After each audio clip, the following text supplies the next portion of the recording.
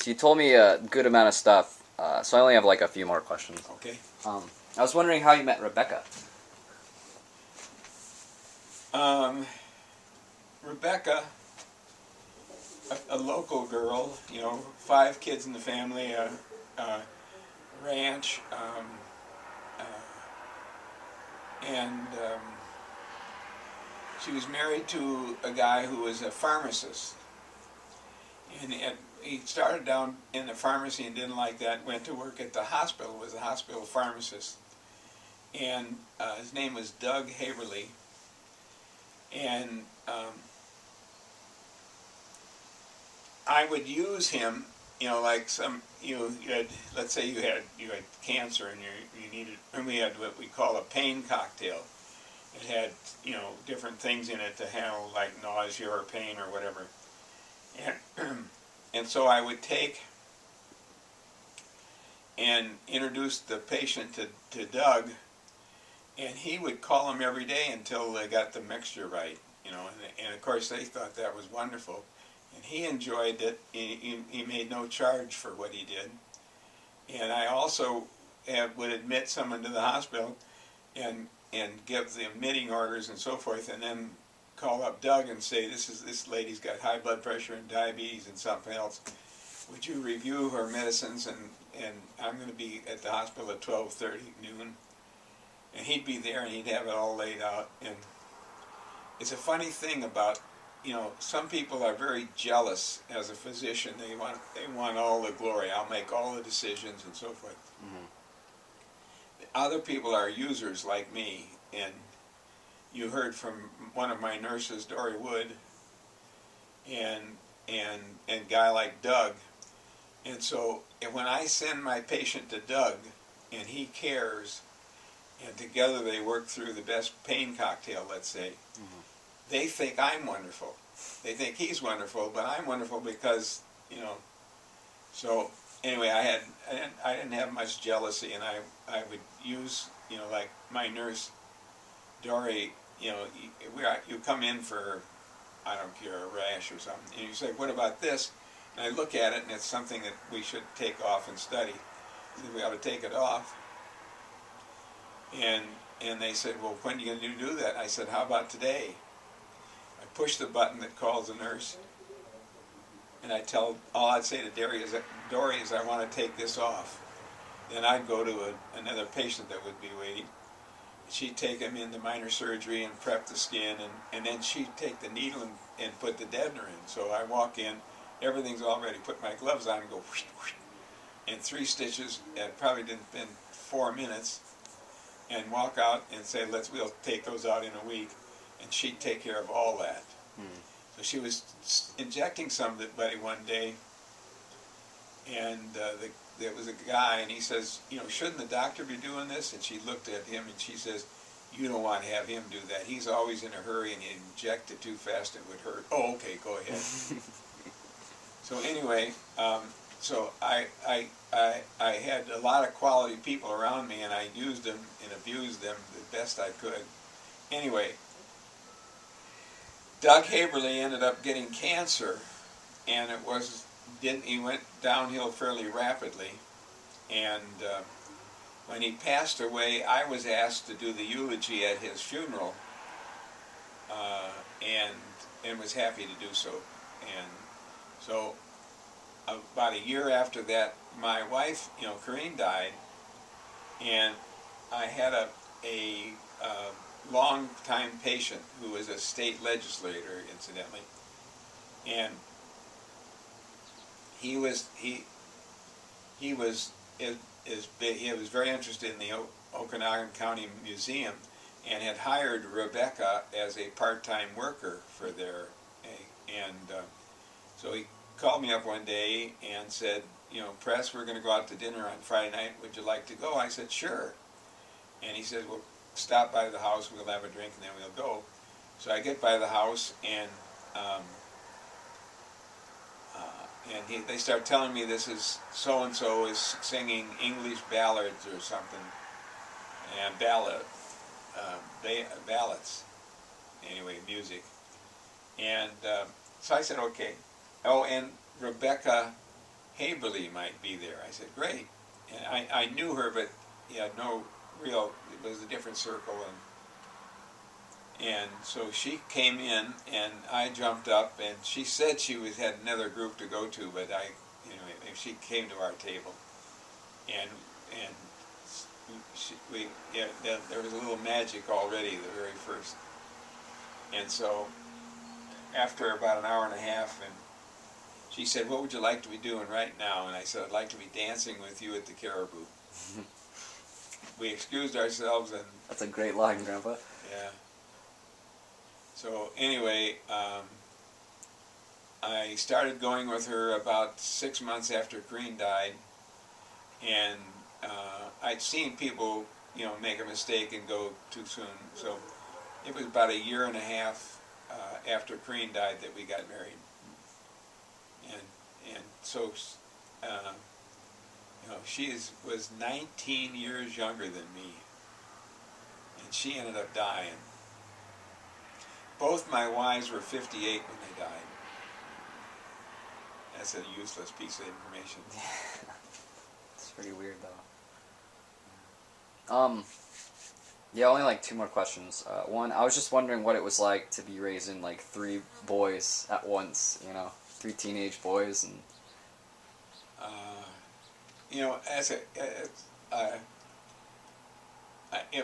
raising kids, there's certainly bumps in the road, but I don't remember any of it as being terrible. okay. And I had a daughter and 3 sons, and I'm pretty much a man. Yeah. We had fairly, quite a few rules, and anything that I didn't believe in this. I'm going to count to 3, and if you haven't done it, 1, 2, I would say you go do this, and if you didn't do it immediately, there'd be Consequence. yes. Yeah. And I also, Crean was a kindergarten teacher, and there's quite a bit of evidence that the first 5 or 7 or 8 years of life is the most important in formulating. Well, I was playing doctor, and she was raising the kids. So if the kids turned out well, I think she gets quite a bit of care. So now, specifically 3 boys. First of all, Ted was 6'5", and I was always interested in sports, and so they already had a very good basketball team when he was in 8th grade, and I would see any kind of a game there was, and then we had a ranch up in the hills, Skoogvilla, Tunk Valley, and if there wasn't work for my boys, first of all, I taught them to enjoy spending money, but then they had to have money, and so this was 160 acres up there. We thinned some timber and remodeled the house, and I say we, I had none of, did practically nothing. But when Bruce was 10 or 12, he was putting lag bolts in because we put a new thing. But anyway, everybody, the boys had dirt bikes, and Ted had his things, and so I don't.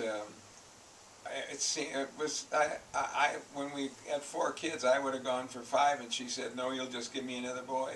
So anyway, Ted was a little stormy, and or maybe a lot stormy, and but it wasn't. Having kids is a positive experience for me, and it was a lot easier to raise my own kids than it was to raise Rebecca's 3 kids. Yeah. So That's great. and and some of the things that were important to me, weren't as important to Rebecca. I mean, in her family, education wasn't terribly important, and that was one of the rules. If you got less, if you got a B or better, you wouldn't hear any complaining. But if you get less than a B, then I'll help you study. And Ted would take, we did that just one time. And I took the textbook, and it was a chapter, and I speed read the chapter, and then so I had an idea, and I said, now I'll be back in 30 minutes, and I want you to outline this chapter. What do you mean outline? I want you to read it, see what's going on, and then simplify it in about one page. And the word from Ted was, don't do that. Get better grades. Don't study with Dad. It's really intense. So. That's great. Yeah, just like one final question. I was just wondering, what would be some advice to be a great, successful Bratrude in my life, or my cousin's life, or my sister's?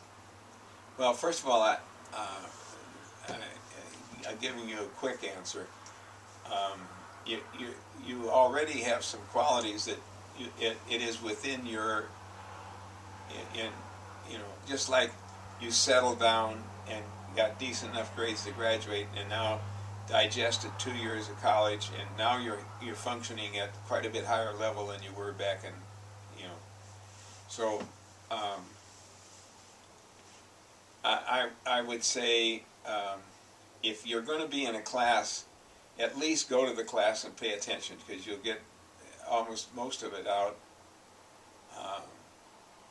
But anyway, I'm very committed to education. And I think that, look at, Scott's got a wonderful job in the town he grew up in, and he's chief financial officer for the school system. Well, they wouldn't get that if he was, shoveling sawdust at the mill. Yeah. So that's one thing. Number two,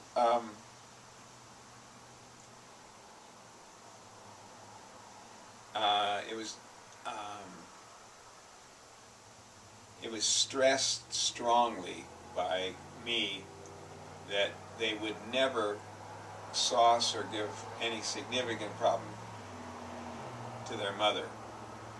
If they were lucky enough to get a mother as good as she was, then they, if you want to get mad at somebody, I'm available. Mm-hmm. And you can yell at me or whatever you want to do.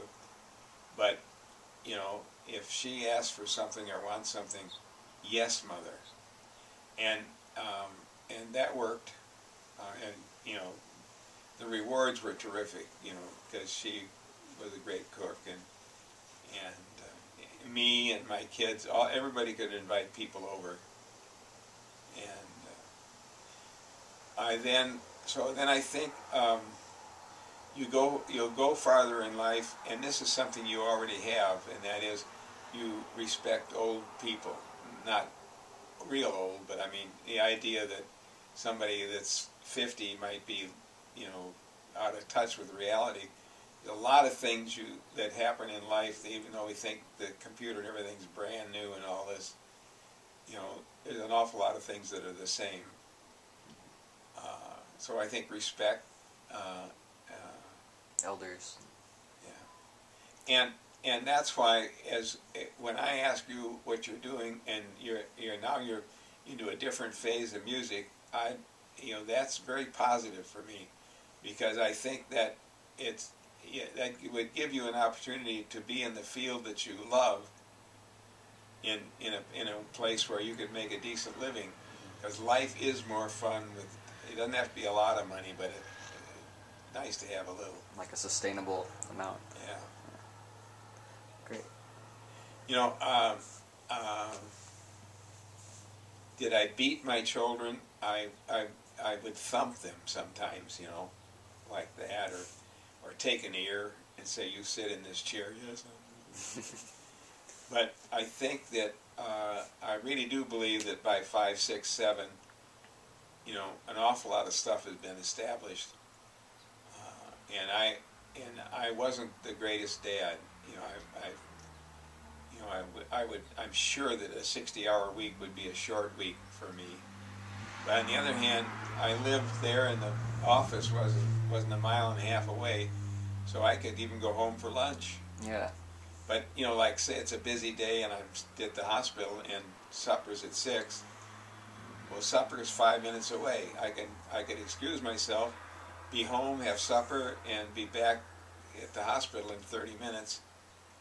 And so anyway, I think that time together is very important. You know, Bruce and Paul got along very well with each other, and you know, like dirt bikes and some of those things, and so they think they learned from watching Ted screw up, and I'm sure they did.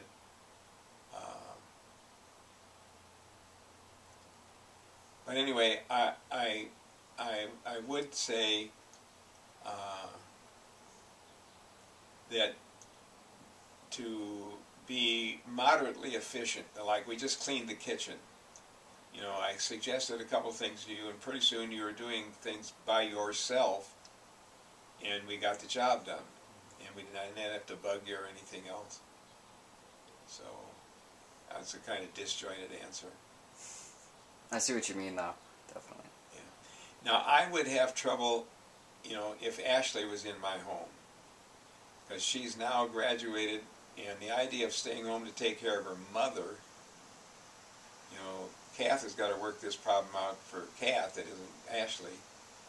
And, or is that just is what she's doing a way to put off facing the reality of going to work for his paycheck and maybe being a little uncomfortable? I mean, if I had a nickel for every time I was uncomfortable. Anyway, what would I do about it? I don't know.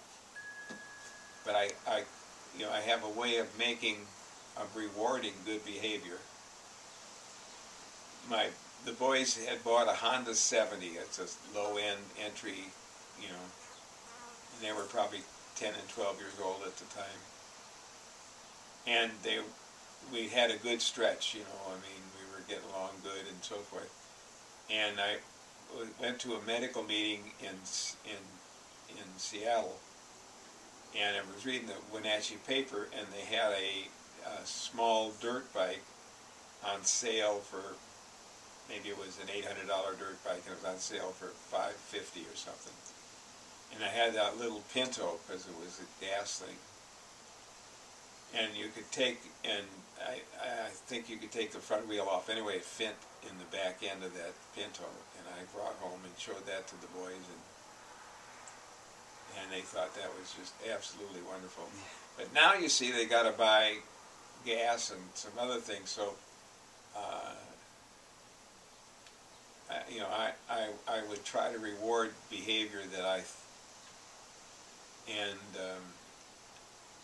and you know, I realize some of the things that they did were probably borderline scary, but if they've got their helmet on and they break something, it's fixable. You know, I don't want them to screw up their head.